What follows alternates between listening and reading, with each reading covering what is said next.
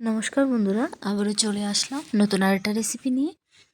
এখানে পেঁপে, আলু আর সয়াবিন নিয়েছি। ভালো করে আমি পেঁপে আর আলুগুলো কেটে ভালো করে ধুয়ে নিয়েছি।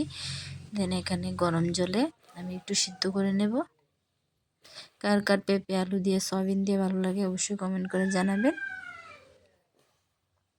দেন এখানে কিছুটা পরিমাণ সিদ্ধ হওয়ার পর আমি সয়াবিনগুলো এতে দিয়ে দেব। এবার আমি কড়াইতে তেল দিয়ে তেলটার মধ্যে সামান্য লবণ দিয়ে দিলাম।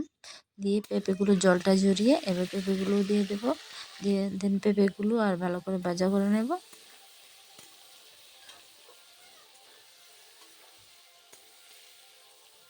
দেন এখানে কী কী মশলা লাগবে দেখে লবণ, হলুদ, লঙ্কা গুঁড়ো, জিরে গুঁড়ো দিয়ে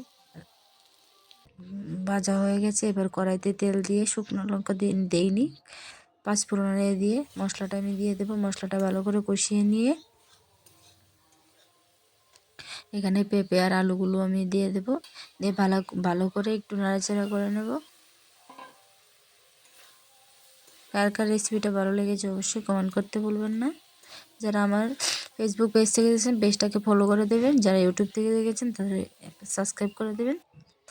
দেখুন হয়ে গেল আমার রেসিপি। কীরকম লাগছে আবারও বলছি, কীরকম লাগছে অবশ্যই কমেন্ট করে জানাবেন। ভালো লাগলে অবশ্যই লাইক করে পাশে থাকবেন। অনেক অনেক ধন্যবাদ বন্ধুরা।